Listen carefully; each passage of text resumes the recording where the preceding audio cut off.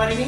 এই 4টে টেবিল আপনাদের শিক্ষা ব্যবস্থাপনার মাধ্যমে যে ব্যবহার্য হবে এটুকু আশা করছি।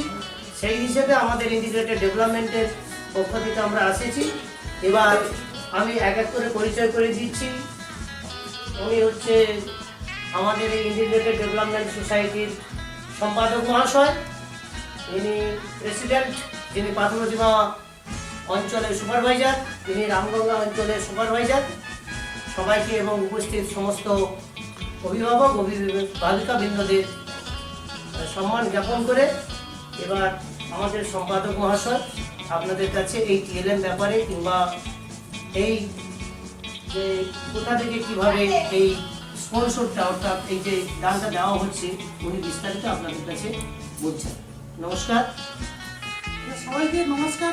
প্রথমে আমার আন্তরিক গভীর ভালোবাসা জানাই বাচ্চাদের উপস্থিত যারা আপনারা অভিভাবক আসছেন বা এই এলাকার বাসিন্দা। এছাড়া আজকে এই ছোট্ট অনুষ্ঠানে মাননীয়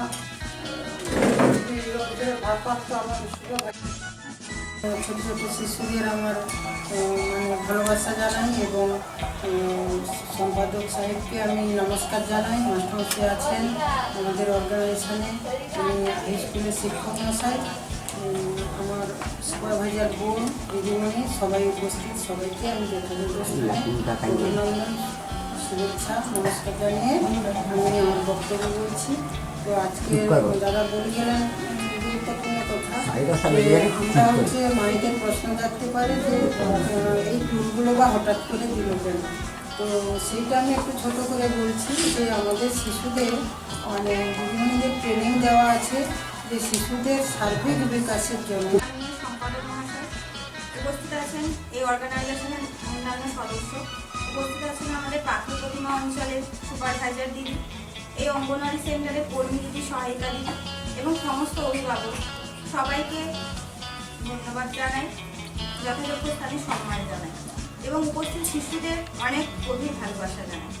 তো এই যে আমাদের এই সেন্টারটা এখনো পর্যন্ত শিশু আলো হিসাবে বিবেচিত হয়নি, তো তার জন্য আপনারা জানেন না যে 4টে টেবিল কি কাজে ব্যবহার করা হবে, যেটা বন্দনাদি অনেকটাই বলে দিয়েছেন যে এই টেবিলগুলোর কাজ কি।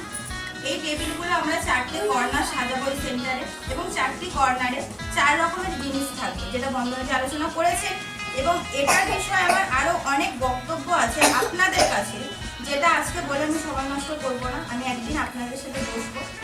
আপনাদের এটাই শুধু বলা যে আপনারা শিশুদের এই সেন্টারে অবশ্যই পাঠান এবং সেন্টারে পাঠিয়ে শুধু লেখাবার জন্য পাঠাবেন না, মানে শুধু দিদিমণি বই পড়াচ্ছে লেখাচ্ছে, কতটুকু লিখলো আপনারা এসে স্লেটগুলো দেখছেন, ব্যাগ থেকে স্লেট বার করে দেখছেন যে আজকে তো দিদিমণি কিছু লেখায়নি।